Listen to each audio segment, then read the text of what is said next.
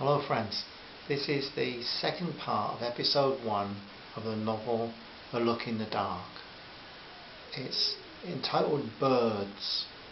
You might remember in the first part, Ricky, the aristocrat, had made the point to Danny Greene that he wanted to stop this international trade in wildlife through this character. And he said it was big. Danny said, "Why are you so sure, Rick? How well do you know George?" Rick poured yet another glass of the excellent wine. They were now on bottle number 2. "George is just a pawn," he said. "No, I don't hold that against him, but I want the king." "And he is?" "Ah, that is where you come in, old boy." "Can't say I can be of any use, Ricky. You're the one in possession of the facts." Danny was a bit fussy-headed from the wine. "Why?" he asked. "Why does a wealthy aristocrat get involved in crime?" He put down his glass and looked Ricky in the eye as he posed the question, but it was still ignored.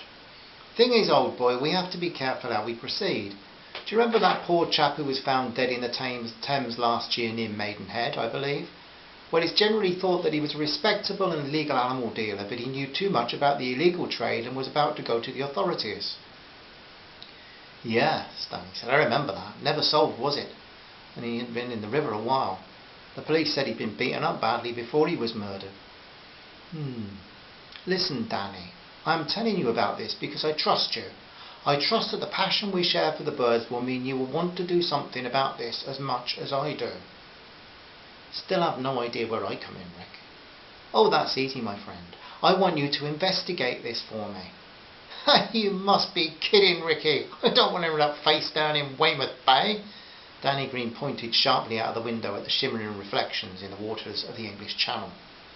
Calmly ignoring the expected protest, Ricky replied in his sidestepping style, "Say yes, Ricky, and I will do something for you." "Listen, Ricky, I couldn't investigate anything. I'm just a very ordinary kind of guy. If you need a Sherlock Holmes, well, go hire a private detective." "You have one very disagreeable habit, Daniel." Ricky had not a hint of condescension in his voice. "You undersell yourself. I was at the best schools, or so they tell me. That's what they were. And I have all the advantages money brings. But you have something I lack." "Yes, you're right. I've got my job at the motor factors." "I dare say you enjoy your job, Danny, and do it well, but you've already proven your skills as a more than able investigator." "Well, I did used to play cops and robbers with the wee girl next door when I was a boy, I suppose."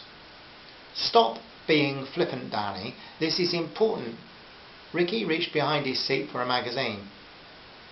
"Your Carol is less eager to hide your talent than you appear to be. I received a letter from the dear girl yesterday, and she enclosed this." He held up the magazine. "Carol sent you that?" Danny's turned to be uncomfortable now. "Yes, your wife, dear boy. This article about the nightjars in the New Forest is fascinating." He held the magazine up, open to the right page, and hiding his beard. "So now you have a regular column in Nature Watch. Well done. I'm very impressed, so stop looking so darned embarrassed. Increased knowledge based on personal observation is one thing, but then to be able to put it in terms everyone could follow, excellent, absolutely convinces me that you are a skilled investigator." "Hold on, Ricky. The nightjars were hardly going to make a serious attempt on my life, were they?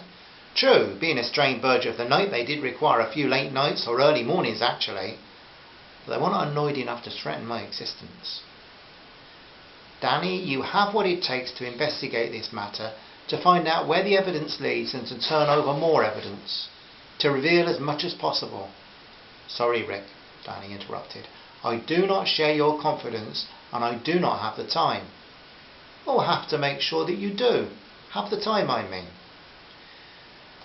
"Go ask George to help you, whoever he is." Irritation was rising in Danny's voice now. "George is a fool. He knows even less about birds than he does about antiques. He likes to show off, hence he keeps a few birds. He has been useful to me, he's not foolish at sea, and he has on some useful marine connections that I've used on occasion. So if I get offered something like that," he pointed at the ancient desk across the room, "but it smells of fish, then I know you've smuggled it in." The wine has affected your wit, Danny. So will you assist me in defeating this ecological vandalism? No. I end up dead, and after my funeral you go on dealing in fine art. Listen, Danny. You know I'm far from hard up. I have a vast personal fortune, many investments that neither the Conservative or the Socialist governments have managed to eliminate. Actually, Carol, you and I could all live quite well on the interest of the interest. Listen, I will pay you generous expenses, plus your current wage, and half as much again, for the duration of the investigation and for a full year afterwards. Then you can have a break from that job and concentrate on writing, which is in my opinion is what you should be doing. This has to be a joke, Ricky. You're winding me up. No, I believe I have a sense of humour, but this whole thing is far too important for me to be jesting about it. By the whole thing, I mean this trade in animals and your career in writing. I'm convinced that money will not be your problem. Your difficulty will be meeting all the deadlines. It would only be fair and proper payment for the investigation. Danny reflected for a moment. While Richard Claymore uncharacteristically held back from pressing his advantage, caution seemed the wiser course, so his words died before uttering them. Danny sipped the last of the wine and declined yet another refill. His head was too muzzy already to be making any major decisions. It was true that he would love to strike a blow for the birds and against the fast-growing crime of collecting and selling endangered species. Also, his work at the motor factors had seemed okay, but getting this article printed and being offered a regular column in the magazine had affected his thinking about that somewhat. Writing had seemed nothing more than an extension of his hobby until now, yet Carol, his wife of 3 years, was sure he could earn a living as a writer. As things were, there just was not enough time to watch birds, let alone to write about them. He was amazed that Carol had sent the magazine to Ricky without telling him. Now he was wondering who else has received a copy. He was quite shy about it and hadn't shown it to anyone but Carol, but he did get a great kick out of entering the newsagents, taking a copy of the publication off the shelf, turning to page 16 and reading there, A Look in the Dark, Nightjars in the New Forest by Danny Greene. Danny knew, of course, that the whole idea was ridiculous, and that the well-meaning aristocrat would be unable to persuade him into any life-threatening investigation. Danny didn't wish for personal extinction. He was sure that if some rare creature in Patagonia was about to wipe out and he was the only one who could save it by sacrificing himself, well, it would have to be given a sad wave goodbye. Yes, he was upset about the plight of so many threatened creatures, but most of all he wanted to preserve Carol and himself. Ricky left Danny to his thoughts and withdrew to the kitchen to prepare supper. Danny's meditations now moved to his wealthy host. His Eton education and his family background should have made Sir Richard Claymore a pillar of Britain's establishment, whatever that meant. So what about the revelations of tonight? Danny asked himself. He wondered why a man who had inherited a major title and who had a brother at the family stately home would want to be dealing in dodgy antiques. This weekend had turned out more about Ricky than it had about the waders at Radipole. Carol, he was sure, would be amazed. He would be so glad to see Carol. He was missing her desperately, and the nightly phone calls just made the night seem lonelier. She told him that her sister called them the Lovebirds and thought they should call their home Nest Books. He was smiling about that when his supper was delivered to the 200-year-old table at his side. Well, Daniel, old chap, have you decided to take up my offer? Carol would say, go ahead, I would wager. Do we have a deal? Hold on, Rick. No deals, I haven't said. Hush! Hear me out, old boy. Please, if you take up the investigation, I'll pay all your expenses, whatever it takes, however long. But if you turn me down, well, no hard feelings. We'll just have to live with our consciences. Running his hand through his beard, Richard paused for effect, then he added, the idea about the writing still stands. Why would you do that, Ricky? Why did Peter Scott set up Slimbridge? Why did Gerald Durrell do what he did at Jersey Zoo?